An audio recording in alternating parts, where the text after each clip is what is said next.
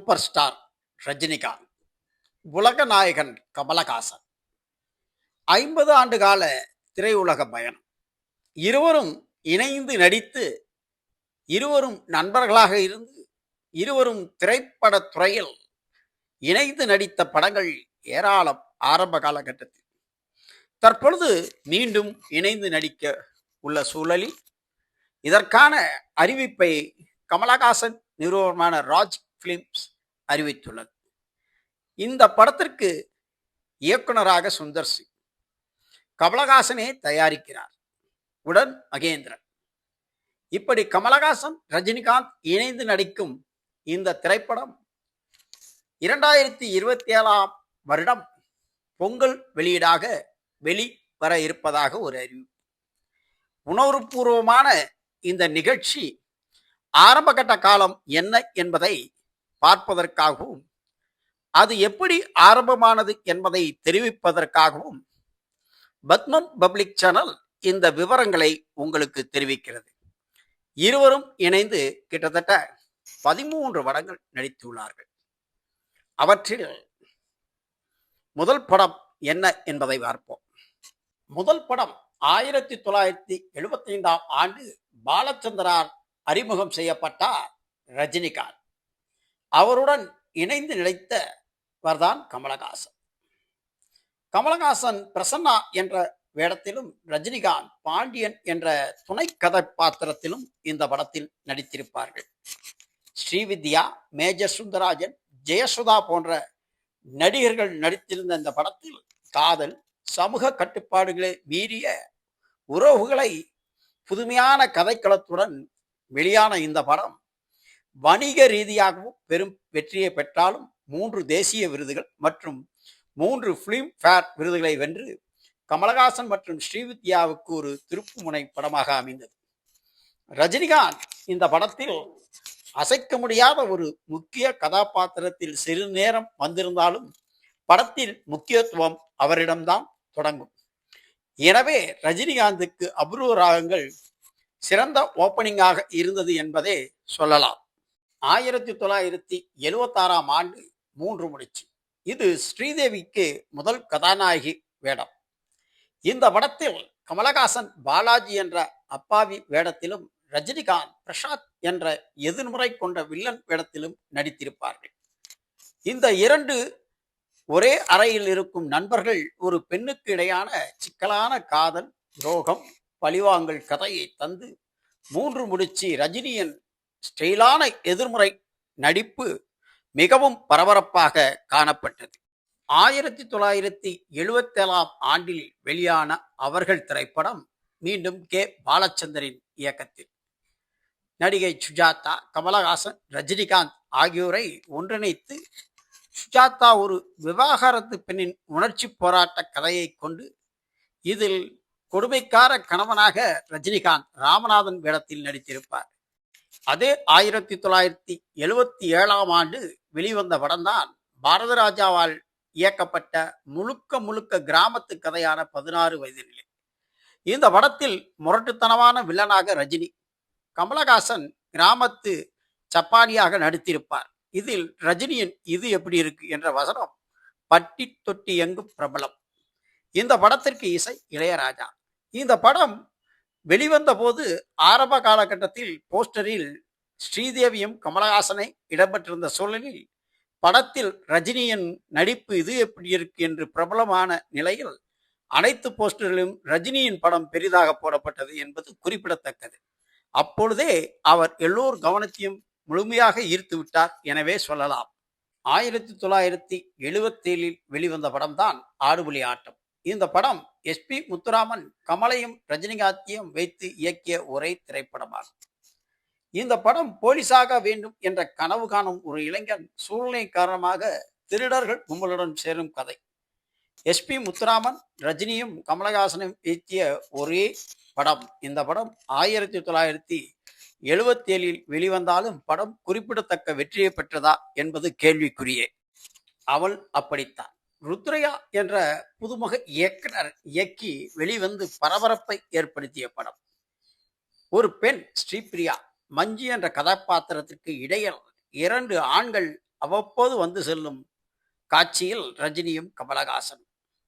அந்த கதாபாத்திரத்தின் மொழியிலே சொல்வதென்றால், பெண்களை பற்றிய இந்த கதையில் ரஜினி ஒரு முடிவோடு அணுகும் கதாபாத்திரம் என்றாலும், பரபரப்பான படம் என்று பெயர் பெற்ற அளவுக்கு வசூலில் சாதனை படைக்கவில்லை என்பதே இதன் பொதுவான.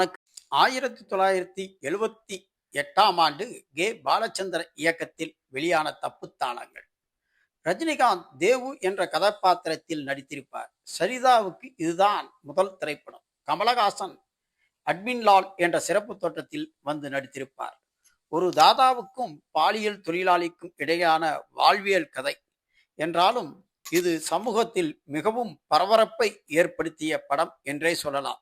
ஆனால் பெரிய வெற்றி படம் என்று கூற முடியாது.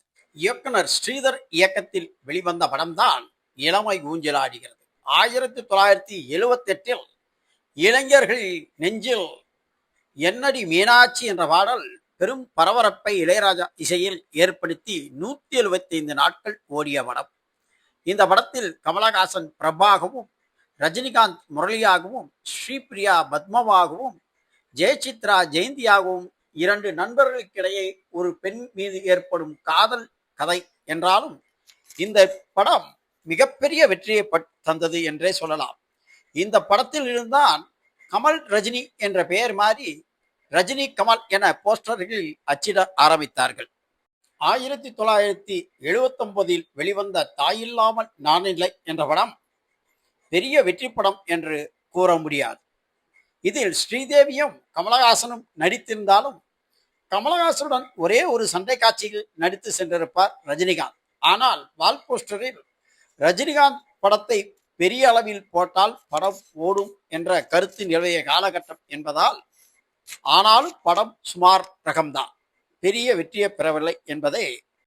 1979இல் வெளிவந்த அல்லாவுதீனும் அற்புத விளக்கும்.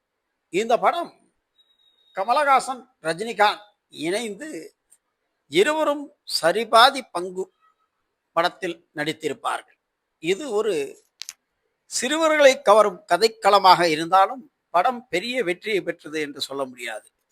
அல்லாவுதீனும் அற்புத விளக்கும் அனைவரும் அறிந்த கதை என்றாலும், ரஜினி கமலஹாசனுக்காக ஓடிய படம் என்றே சொல்லலாம்.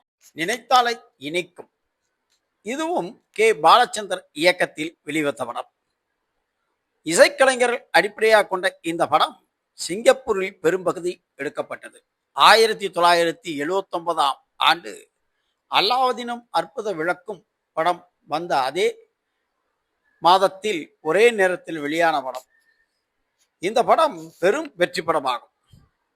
பாடல்கள் அனைத்தும் பிரமாதமாக இருந்ததுடன், நடிகை ஜெயபிரதா, கீதா ஆகிய இருவர்களும் இந்த படத்தில் கமலஹாசன் ரஜினிகாந்துடன் நடித்திருப்பார்கள். இது பெரும் வெற்றி படம்தான் என்றே சொல்ல வேண்டும். ரஜினிகாந்த் இரட்டை வேடத்தில் நடித்த படம் 1981இல் கே. பாலச்சந்தர் இயக்கத்தில் வெளியான தில்லுமுள்ளு. இந்த படத்தில் ரஜினிகாந்த் ஒரு வேடத்தில் மீசை இல்லாமலும் மற்றொரு வேடத்தில் மீசையுடனும் நடித்திருப்பார். நகைச்சுவை கலந்த இந்த படம் தென்காசி சீனிவாசன், மாதவி உட்பட பலர் நடித்திருப்பார்கள். இந்த படத்தில் நீதிமன்ற வழக்காடும் வக்கீலாக கமலஹாசன் நடித்திருப்பார்.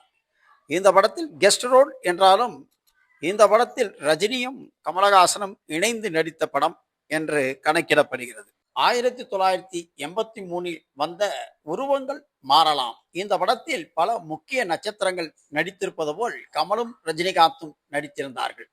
ஆனால் இந்த படம் பெரிய வெற்றி படமா என்ற கணக்கில் எடுத்துக்கொள்ளப்பட மாட்டாது. ஏனென்றால் சுமாரான ரகம் படமே இந்த படம். இதை அடுத்து 1995இல் அமிதாப் பச்சனுடன் இணைந்து கமலஹாசனும் ரஜினிகாந்தும் நடித்த படம் ஹிந்தி படம் ஜரப்தார் என்ற ஹிந்தி படமாகும். இது ஹிந்தியில் பெரிய வெற்றி பெற்றமாக இருந்தாலும் தமிழில் அந்த அளவுக்கு இந்த படம் ஓடவில்லை என்றே சொல்ல வேண்டும். 1980களில் இனி இருவரும் தனித்தனியாக நடிப்பது என்று முடிவு செய்து இருவரும் தனித்தனி நட்சத்திரங்களாக ஜொலித்த போதும், தற்பொழுது 46 ஆண்டுகளுக்கு பிறகு மீண்டும் இணையப் போவது பெரும் மகிழ்ச்சியும் குதூகலத்தையும் ஏற்படுத்தியுள்ளது. உலகநாயகன் கமலஹாசன், ராஜ்கமல் பிலிம்ஸ் இன்டர்நேஷனல் தயாரிப்பில் சூப்பர் ஸ்டார் ரஜினிகாந்த் நடிக்கவுள்ள தலைவர் 173 திரைப்படம் குறித்த அறிவிப்பு வெளியாகியுள்ளது. சுந்தர் சி இயக்கத்தில் பொங்கல் 2027 இத்திரைப்படம் வெளியாகும் என தெரிவிக்கப்பட்டுள்ளது. கிட்டத்தட்ட 50 ஆண்டுகால நட்பையும் சகோதரத்துவத்தையும் கொண்டாடும் இந்த வரலாற்று சிறப்புமிக்க சந்திப்பு ரசிகர்கள் மத்தியில் பெரும் எதிர்பார்ப்பை ஏற்படுத்தியுள்ளது. இருபெரும் ஆளுமைகள் ஒரு படத்திற்காக மீண்டும் இணைவது தமிழ் சினிமா வரலாற்றில் ஒரு பொன் எழுத்துக்களால் பொறிக்கப்பட வேண்டிய நிகழ்வாக அமையும் என்பதில் சந்தேகம் இல்லை. எனவே பொதுமக்களிடம் பெரும் பேசுபொருளாக மாறியுள்ள இந்த செய்தி திரைப்படத் துறையில் இந்த ஆளுமைகளின் கூட்டணி பெரும் வெற்றியை 2027 பொங்கலில் தரும் என எல்லோரும் எதிர்பார்ப்போமாக.